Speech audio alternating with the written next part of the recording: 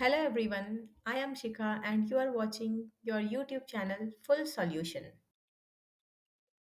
तो हमने last class में देखा था कि इंफ्रास्ट्रक्चर किस लिए इम्पोर्टेंट है, इंफ्रास्ट्रक्चर होता क्या है एंड हमने ये भी देखा था types of infrastructure according to social infrastructure, economic, safety, communication and transportation infrastructure के बारे में हम लोगों ने देखा था।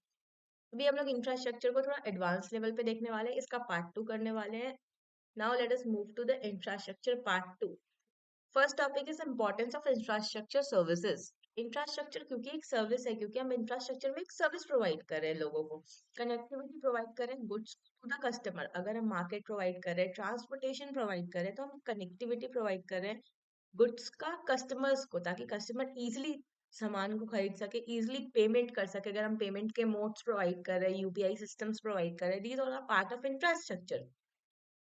So why important these factors are in economic development? Importance of infrastructure services is number one, modernization. अगर इकोनॉमी को मॉडर्नाइज करना है तो हम लोगों को इंफ्रास्ट्रक्चरल सर्विसेज की जरूरत होती है। Modernisation can be in two sense, first mechanisation and second automation. Mechanisation जहाँ पे हम मशीन्स का यूज ज्यादा करते हैं, यहाँ पे मशीन्स के बारे में बात होती है। मैकेनाइजेशन ऑटोमेशन में जहाँ पे हम ह्यूमन रिसोर्सेज का यूज कम करते हैं, ह्यूमन रिसोर्सेज का यूज को रिड्यूस करते हैं। So modernization can be categorize in mechanization and automation. अगर हम अच्छा इंफ्रास्ट्रक्चर प्रोवाइड करते हैं तो मशीन्स लगाते हैं हम वहाँ पे, हम ऑटोमेटिक मशीन्स लगाते हैं ताकि ह्यूमन रिसोर्स हमारे यहाँ कम हो। बहुत सारे वेस्टर्न नेशन है जहाँ पे ह्यूमन रिसोर्स ऑलरेडी बहुत कम है, वहाँ पॉपुलेशन बहुत कम है, लेकिन जरूरतें सबकी सेम है। तो वहाँ modernisation is very important, automation is very important. In country like India mechanisation is very important, क्योंकि हमको सामान बल्क में प्रोड्यूस करना होता है। किसी भी सामान को एक जगह से दूसरी जगह बल्क में पहुंचाना होता है, इसीलिए हमें मशीन्स चाहिए। लाइक अगर हम एग्रीकल्चर की बात करें तो हमको एग्रीकल्चर में प्रोडक्टिविटी ज्यादा चाहिए, तो हमको एक ही फील्ड से प्रोडक्शन ज्यादा करना होता है। तो वहां पे हमको ट्रैक्टर्स चाहिए है, अदर मशीन्स चाहिए, सो दैट इरिगेशन के लिए मशीन्स चाहिए, सो दैट प्रोडक्शन ज्यादा जल्दी हो सके। ऑटोमेशन की बात करें हम लोग, तो इंडिया जैसे नेशन में automation is not successful thing, क्योंकि पॉपुलेशन यहाँ बहुत ज्यादा है। अगर हम ऑटोमेशन पे ध्यान देंगे तो फिर यहाँ पे ह्यूमन रिसोर्स फ्री हो जाएंगे, दैट मीन्स ह्यूमन को कोई काम नहीं मिलेगा। एंड जो हमारा डिविडेंड है वो डेमोग्राफिक डिविडेंड डेमोग्राफिक डिजास्टर में टर्न होता हुआ दिखाई देगा। डेमोग्राफिक डिविडेंड को डेमोग्राफिक डिजास्टर क्यों बोला जा रहा है, ये हमने एकदम फर्स्ट क्लासेस ऑफ इकोनॉमिक्स में डिस्कस किया था, please go through that video. Now number two, importance of infrastructure, speedy and large scale transport. Of course we need a speed transportation system because the demand of customer and demand of people are increasing. लोग अब एक state से दूसरे state में, एक जगह से दूसरे स्टेट में हाई डिमांड करने लगे हैं, जिसकी वजह से हमको स्पीड चाहिए है अपने इंफ्रास्ट्रक्चर में, अपने ट्रांसपोर्टेशन सिस्टम में। चाहे अब अगर हम यहाँ बात करें बुलेट ट्रेन की कि लोगों को बहुत जल्दी पहुंचना है, या फिर हम बात करें एयरक्राफ्ट की, these all are the part of infrastructure, and large scale infrastructure is also very important. International airports की बात कर सकते हैं हम लोग, स्पेशल इकोनॉमिक जोन्स की बात कर सकते हैं, तो these are very important things. Next, number three important is shipping facility we need good shipping facility। Importance है इंफ्रास्ट्रक्चर का कि ये एक शिपिंग फैसिलिटी प्रोवाइड करता है। शिपिंग फैसिलिटी से हम गुड्स एंड सर्विसेज की बात कर सकते हैं, इम्पोर्ट एंड एक्सपोर्ट में हेल्प होता है किसी को भी। एंड ऑल्सो शिपिंग फैसिलिटी से कार्गो मूवमेंट बहुत इजी हो जाता है, जिसकी वजह से इकोनॉमिक डेवलपमेंट हो पाता है। Importance modern agriculture. अगर हमको एग्रीकल्चर में प्रोडक्टिविटी इंक्रीज करनी है, productivity and production are different thing. Productivity means field से ज्यादा प्रोडक्शन करना, एंड प्रोडक्शन इंक्रीज होने का मतलब है, हो सकता है वो 10 फील्ड से प्रोडक्शन इंक्रीज हो रहा हो, लेकिन प्रोडक्टिविटी का मतलब है कि आप फील्ड सेम यूज करो, सेम ही जगह पे आप खेती कर रहे हो, लेकिन प्रोडक्शन ज्यादा होना उसी जगह से, that is productivity. E market provide करना फार्मर्स को, सो दैट वो ऑनलाइन सेल कर सके अपने प्रोडक्ट्स को, मंडीज प्रोवाइड करना, all these are part of infrastructure and modern agriculture.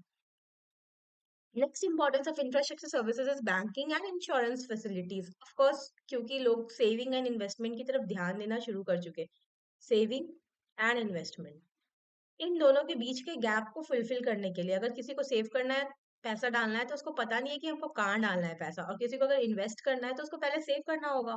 Money को। इन दोनों के गैप को फुलफिल करने के लिए banking and insurance are the good facilities and एक इंफ्रास्ट्रक्चर का पार्ट है। अगर हम लोग इंडिया में बात करें तो LIC इंश्योरेंस फैसिलिटीज देती है, एंड बैंकिंग की सर्विसेज की बात करें तो आजकल most of the services online हो चुकी है, डिजिटलाइज मोड में हो चुका है सर्विसेज सारा। तो these are are part of infrastructure की एक better safe and secure infrastructure provide होगा तो बैंकिंग एंड ट्रांसपोर्टेशन फैसिलिटीज हम अपने कंट्री को दे सकते हैं। नेक्स्ट, अगर इंफ्रास्ट्रक्चर वेल डेवलप होगा तो health and hazard handling easy हो जाएगी। अगर hospital infrastructure sorry well developed होगा तो हम हेल्थ को बहुत अच्छे से मेंटेन कर पाएंगे, हम प्रोडक्टिविटी ऑफ द पीपल को इंक्रीज कर पाएंगे, क्योंकि अगर हेल्थ अच्छा रहेगा तो productivity of the people will increase. तो हेल्थ एंड हजार्ड हैंडलिंग के लिए हमें आपको लेबोरेटरीज चाहिए for different different innovations for vaccine developments. So all these are part of infrastructure. अगर इंफ्रास्ट्रक्चर डेवलप नहीं होगा, अगर इंफ्रास्ट्रक्चर नहीं है किसी इकोनॉमी में, तो ना हम हेल्थ पे फोकस कर सकते हैं ना हम हजार्ड हैंडल कर सकते हैं। फॉर एग्जाम्पल कोविड का केस ही ले लेते हैं। अगर कोविड का केस लेते तो इंडिया में अगर वैक्सीनेशन का डेवलपमेंट हुआ तो due to the infrastructure we have labs, जिसकी वजह से हम वैक्सीन का डेवलपमेंट कर पाए। बाकी नेशंस जहाँ पे लैब्स है वो वैक्सीनेशन कर पाए अपने यहाँ पे, हमारे यहाँ पे प्रॉपर इंफ्रास्ट्रक्चर था, हम वैक्सीनेशन प्रोवाइड कर पाए पीपल्स को। नॉर्थ ईस्टर्न रीजन में जहाँ पे सिंपल टेरेन्स नहीं है चलने के लिए, लाइक रास्ते नहीं है, हिली एरियाज है, वहां पे हमने ड्रोन के थ्रू वैक्सीनेशन पहुंचाया था। तो these are part of infrastructure. अगर ड्रोन वाला इंफ्रास्ट्रक्चर सिस्टम नहीं होता हमारे यहाँ पे तो फिर हम ये भी नहीं कर पाते। And next is connectivity. Of course infrastructure का एक इम्पोर्टेंस कनेक्टिविटी भी है। पीपल टू पीपल कनेक्टिविटी की बात करें या पीपल टू गुड्स कनेक्टिविटी की बात करें, पीपल टू सर्विसेज कनेक्टिविटी की बात करें, कंट्री टू कंट्री की कनेक्टिविटी की बात करें, all these are part of infrastructure. Social media is also part of connectivity and part of infrastructure. Next is support system. Infrastructure provides support system to economy. Economy में कोई भी काम करना है तो आपको infrastructure चाहिए as a support system. It is not a primary thing which we require, but it is a support system. ये एक ब्रिज है, ये एक लिंक है जो इकोनॉमिक डेवलपमेंट के लिए इम्पोर्टेंट है। लोग जो भी एक्शन करते हैं उसको एक प्रॉपर इंफ्रास्ट्रक्चर मिलना चाहिए सो दैट वो आउटकम में चेंज हो सके। Okay, action to outcome. So all these are importance of infrastructure services. Now moving on to next slide. We see infrastructure status in Indian economy. Infrastructure का क्या हाल रहा है हमेशा से इंडियन इकोनॉमी में, क्या प्रोग्रेस रही है इंफ्रास्ट्रक्चर की इंडियन इकोनॉमी में, और कैसे इंडियन इकोनॉमी में इंफ्रास्ट्रक्चर डेवलप करा है।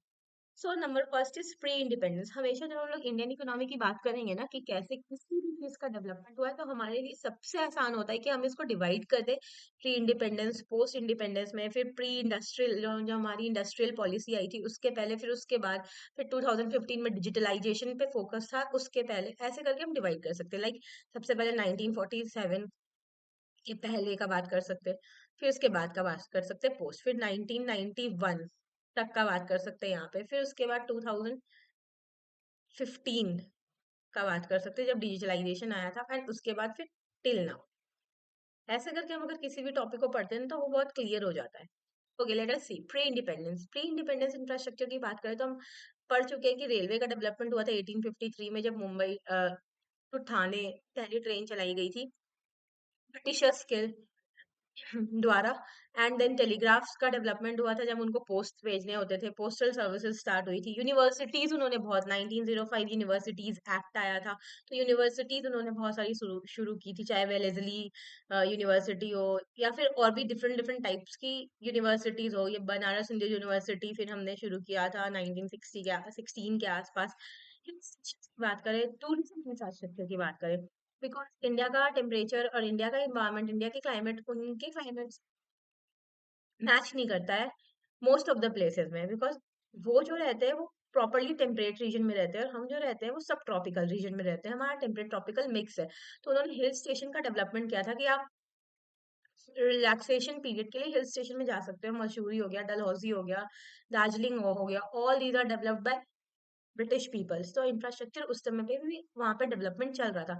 मॉन्यूमेंट्स की बात करें तो उन्होंने बहुत सारे मॉन्यूमेंट्स बनाए थे, लाइक विक्टोरिया मेमोरियल की बात कर ले हम लोग रिसेंट एग्जाम्पल में, और डिफरेंट डिफरेंट टाइप्स के मॉन्यूमेंट्स बनवाए थे, पार्क्स बनवाए थे उन्हें, लाइक ताकि वो रिलैक्सेशन कर सके वहां पे, एक अपने माइंड थॉट्स को रीस्ट्रक्चर करा जा सके। सो all these types of infrastructure in different different fields, चाहे वो ट्रांसपोर्टेशन की फील्ड की बात हो, चाहे वो कम्युनिकेशन की फील्ड की बात हो, चाहे वो रिलैक्सेशन की फील्ड की बात हो, टूरिज्म की फील्ड की बात हो, एजुकेशन की बात हो, उन्होंने इंफ्रास्ट्रक्चर फोकस तो किया था, because they also required infrastructure. Train उन्होंने बनाए थे so that Indians can train to do work as per Britishers. से हम लोग बात करते हैं पोस्ट इंडिपेंडेंस से 1950, 1950 के आसपास की। अब उस समय पे एग्जैक्टली जब इंडिपेंडेंस हुआ था तब हमारे पास कुछ फंडिंग नहीं थी, government does not have any fund to invest in infrastructure. Government को उस समय पे बेसिक नीड्स को प्रोवाइड करना वाज वेरी इंपॉर्टेंट, रोटी कपड़ा मकान दे देना वाज वेरी इंपॉर्टेंट, लोगों को फूड सिक्योरिटी प्रोवाइड करना वाज वेरी इंपॉर्टेंट। उन्होंने उस समय पे फूड सिक्योरिटी को प्रायोरिटी रखा एंड इंफ्रास्ट्रक्चर पे उतना फोकस नहीं किया था एकदम एग्जैक्ट इंडिपेंडेंस के बाद। 1950 से 1990 जब हमने फूड सिक्योरिटी दे दिया, पार्टीशन का केओस को खत्म कर दिया हमने, पार्टीशन के केओस को, हमने अपना कॉन्स्टिट्यूशन स्टैब्लिश कर लिया था 1950 में। ऑफ कोर्स इंडिया रिपब्लिक हो चुका था, इंडिया में कॉन्स्टिट्यूशन आ चुका था। तो हमने फोकस किया कि कैसे लोगों को जॉब दिया जाए, सबसे इंपॉर्टेंट काम, कैसे लोगों को एम्प्लॉयमेंट मिले, कैसे लोगों की स्टैंडर्ड ऑफ लिविंग को इंक्रीज करा जाए, ये सब हमारा फोकस था उस समय पे। कैसे मैक्सिमम गुड्स का प्रोडक्शन करा जाए ताकि लोगों की डिमांड को फुलफिल करा जा सके, कैसे एग्रीकल्चर को एनहांस करा जाए, ये सारा चीज फोकस था। अब क्या होगा, इन सब, ये सब अगर फोकस है हमारा तो सिंपल सी बात है कि हमें इंफ्रास्ट्रक्चर का डेवलपमेंट करना होगा। गुड्स एंड सर्विसेज के लिए हमको अच्छा ट्रांसपोर्टेशन का डेवलपमेंट करना होगा, जॉब एंड एम्प्लॉयमेंट को हमको इंडस्ट्रीज को डेवलप करना होगा, स्टैंडर्ड ऑफ लिविंग के लिए हमको घर वगैरह देने होंगे लोगों को, डिमांड को कम करने के लिए हमको सप्लाई को इंक्रीज करना होगा, एग्रीकल्चर को मॉडर्नाइज करने के लिए, एग्रीकल्चर की प्रोडक्ट बढ़ाने के लिए हमको मेकेनाइजेशन लेके आना होगा एग्रीकल्चर में। So infrastructure was important at that time, ये गवर्नमेंट को समझ आ चुका था। पर गवर्नमेंट के पास इंटरनेशनल, पर गवर्नमेंट के पास उतनी फंड भी नहीं थी और उतना एक्सपर्ट नॉलेज भी नहीं था कि वो इंफ्रास्ट्रक्चर किस तरह से प्रोवाइड करे। तो गवर्नमेंट ने इंटरनेशनल पार्टनर्स से कोलैबोरेट किया यहाँ पे, एंड बहुत सारे इंफ्रास्ट्रक्चरल डेवलपमेंट किए। लाइक गवर्नमेंट ने डैम्स बनवाए बहुत से, रशिया के साथ मिलके हमने डैम्स बनवाए, कनाडा के साथ मिलके हमने डैम्स बनवाए हैं। इंडस्ट्रीज की बात करें तो जितने भी आयरन एंड स्टील इंडस्ट्रीज है, चाहे बोकारो का प्लांट हो, वो चाहे वो अ, दुर्गापुर का प्लांट हो, वो हमने कोलैबोरेशन में बनाया है इंटरनेशनल, लाइक चेकोस्लोवाकिया के कोलैबोरेशन में बनाया गया है प्लांट। उसी तरह से एग्रीकल्चरल एंड इंफ्रास्ट्रक्चर की बात करें तो ग्रीन रेवोल्यूशन जो आया था उसमें हमने हेल्प ली है बहुत सारे कंट्रीज से। इंफॉर्मेशन एंड कम्युनिकेशन टेक्नोलॉजी की बात करें तो इंटरनेट के लिए हमने डिफरेंट डिफरेंट कंट्रीज की हेल्प ली है। नेक्स्ट इज, अब 1991 के बाद की बात करें, हम इंडस्ट्रियल पॉलिसी न्यू लेके आए थे, एलपीजी रिफॉर्म हो चुका था, उसके बाद 2015 तक में हमने क्या किया, हम पीपीपी मॉडल को अडॉप्ट किया। हमने सोचा कि क्यों इंटरनेशनल एजेंसीज की हेल्प लेनी, अपने ही प्राइवेट लोगों की हेल्प लो, तो हमने प्राइवेट एजेंसीज की हेल्प ली, private public partnership and infrastructure का डेवलपमेंट किया, privately build governmently owned infrastructure का डेवलपमेंट किया, पीपीपी मॉडल पे इंफ्रास्ट्रक्चर को डेवलप किया। बस एक ही प्रॉब्लम था, फंड नहीं था, प्राइवेट से हमने फंड लिया। ओके, इंफ्रास्ट्रक्चर नाउ, अब इंफ्रास्ट्रक्चर का क्या स्टेटस है ये हम लोग देखने वाले हैं। तो सबसे पहला कि इंफ्रास्ट्रक्चर अभी जो होता है वो प्राइवेटली बिल्ड एंड ओन्ड होता है। लाइक आप लोग देखे होंगे कि रोड पे टोल टैक्सेस लगे होते हैं, रोड प्राइवेटली बनाए जाते हैं एंड ये लोग टोल्स लेते हैं। हमारे यहाँ पे बड़े बड़े इंफ्रास्ट्रक्चर, बड़े बड़े कॉन्फ्रेंस हॉल्स, बड़ी बड़ी बिल्डिंग सब प्राइवेटली बनाई जाती है। तो इंफ्रास्ट्रक्चर का आज का टाइम ये है कि वो प्राइवेटली बनाया जाता है, प्राइवेटली ओन्ड होता है, टैक्सेशन लेते हैं वो लोग टैक्स में से कुछ पार्टिसिपेट, लाइक टेंडर्स निकलता है, तो टेंडर के अकॉर्डिंग वो इंफ्रास्ट्रक्चर बनाते हैं, वो ब्रिजेस बनाते हैं, कॉन्ट्रैक्ट्स लेते हैं गवर्नमेंट से और काम करते हैं। Next is digitalize mode. अब data is oil for any nation, data या फिर database is important part of infrastructure आज के टाइम पे, क्योंकि अब मैनुअली कुछ भी काम नहीं होता, मैनुअली कुछ भी स्टोर नहीं रखा जाता। अब इतने बड़े गवर्नमेंट, इतना बड़े कंट्री को अगर गवर्नमेंट चला रही है तो डेटा रखना is very important. Like UID के लिए इंफ्रास्ट्रक्चर हो गया, कोविन ऐप हो गया, या आप लोगों ने डिजी लॉकर हो गया, all these are digitalised mode of infrastructure. वैसे लैंड रिकॉर्ड रखना। Next is time saving, infrastructure is time saving now. अगर हम लोग बात करें हाई स्पीड रेलवेज की बात करें, इन एयरक्राफ्ट्स की बात करें, तो टाइम सेविंग पे फोकस किया गया है इंफ्रास्ट्रक्चरल डेवलपमेंट में। रिंग रोड्स बनाए जा रहे हैं जगह जगह पे, एंड हाईवेज से कनेक्ट करा जा रहा है, एक्सप्रेस वेज बनाए जा रहे हैं। तो we are focusing on time saving infrastructure. Next is money saving infrastructure, like आपको बाजार जाना नहीं पड़ेगा, e commerce type of things. UPI, आपको कहीं नहीं जाना पड़ेगा कैश को ट्रांसफर करने के लिए, बैंक ब्रांचेस नहीं विजिट करनी पड़ेगी, आप घर पे बैठे बैठे काम कर सकते हैं। Next is tech oriented and people participation is important part of infrastructure policy now, कि अब टेक्नोलॉजी को लेके आना है इंफ्रास्ट्रक्चर के फील्ड में, एंड पीपल का participation is also very important. अगर पीपल पार्टिसिपेट नहीं कर रहे हैं तो कोई भी चीज में आपको सक्सेस नहीं मिलेगी। Moving on to next slide, that is ranking of India. अगर इंफ्रास्ट्रक्चरल बेसिस से बात करें तो हम रैंकिंग की बात कर सकते हैं कि इंडिया का रैंक क्या है डिफरेंट डिफरेंट इंफ्रास्ट्रक्चर में। अगर एनर्जी सेक्टर की बात करें तो इंडिया 120 नेशंस ग्लोबली में 63rd रैंक पे है इंडिया। ये ग्लोबल एनर्जी ट्रांजिशन इंडेक्स है एक, उसके अकॉर्डिंग ये रैंकिंग प्रोवाइड करी गई है कि 120 कंट्री को रैंक करती है और इंडिया का रैंक 63 है। ग्रोइंग इन दिस सेक्टर, चाहे वो सोलर एनर्जी की बात हो, चाहे वो विंड एनर्जी की बात हो, वो न्यूक्लियर एनर्जी की बात हो, etcetera. Okay, next is transport energy. Transport energy की अगर हम लोग बात करते हैं तो फिर इंडिया का रैंक सेकेंड है in whole globe after USA. हम यूएसए के बाद सेकेंड है जो रोड ट्रांसपोर्ट प्रोवाइड करते हैं, रोड का स्ट्रक्चर प्रोवाइड करते हैं। Next is education. In education we have highest number of schools and universities, but quantity wise we are good. Of course हमारे यहाँ पे अगर 100 रैंक की बात करें तो ये दो तीन यूनिवर्सिटीज है, लाइक आईआईएससी बैंगलोर हो गया, मद्रास हो गया, बॉम्बे हो गया, बस ये दो तीन ही, दिल्ली हो गया, ये दो तीन ही यूनिवर्सिटीज है जो टॉप 100 रैंकिंग्स में आती है।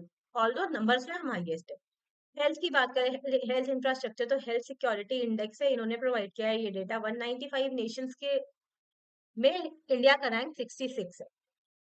आईसीटी की बात करें, इंफॉर्मेशन एंड कम्युनिकेशन टेक्नोलॉजी की, इंटरनेशनल टेलीकॉम यूनियन एक ऑर्गेनाइजेशन है, इन्होंने प्रोवाइड किया है, इन्होंने रैंक दिए 167 नेशंस में, इंडिया का रैंक 131 है। Of course we are very backward in ICT, information and communication technology, we have to do lots of work in this sector. Now problem face due to inadequate infrastructure, क्या क्या problems हम लोगों को face करनी पड़ती है अगर हम इंफ्रास्ट्रक्चर हमारा प्रॉपर नहीं है। तो first problem is high transportation cost. अगर हम हमारे पास रोड नहीं है प्रॉपरली कनेक्टेड तो हमको ट्रांसपोर्टेशन कॉस्ट ज्यादा देना पड़ता है, that is logistics cost. Logistics cost भी बोलते हैं ट्रांसपोर्टेशन कॉस्ट को। Next is unreliable power supply.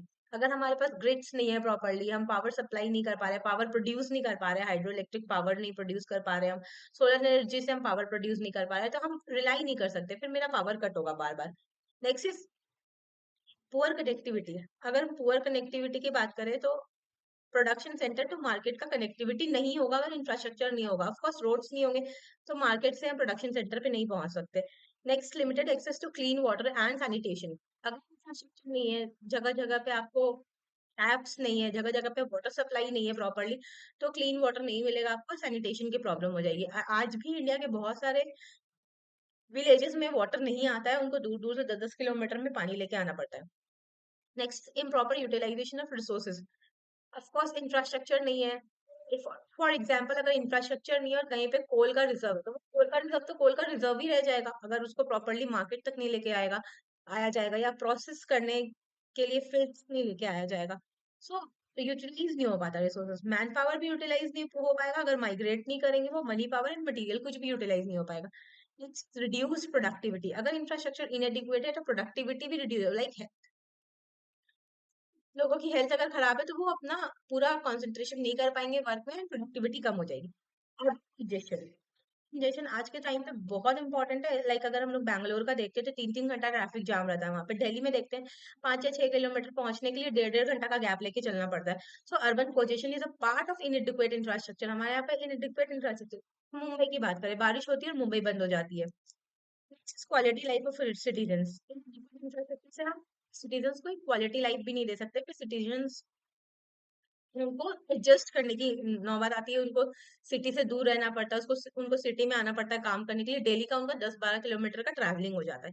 Next is reduce investment. अगर इंफ्रास्ट्रक्चर अच्छा नहीं है तो इन्वेस्टमेंट भी बहुत अच्छा नहीं होगा, एफडीआई नहीं आए, एफडीआई वगैरह अट्रैक्ट नहीं होगी आपके कंट्री में अगर आपके पास आईसीटी का इंफ्रास्ट्रक्चर अच्छा नहीं होगा, टेक्नोलॉजिकल इंफ्रास्ट्रक्चर नहीं अच्छा होगा। So all these are about infrastructure. हमने इंपॉर्टेंस ऑफ इंफ्रास्ट्रक्चर देख लिया, इंफ्रास्ट्रक्चर कैसे काम कर रहा है अभी के टाइम पे ये देख लिया, पहले कैसा था ये देखा, रैंकिंग्स देखी हमने इंडिया की, एंड प्रॉब्लम्स देखा। So we will continue in the next class. Thank you for watching.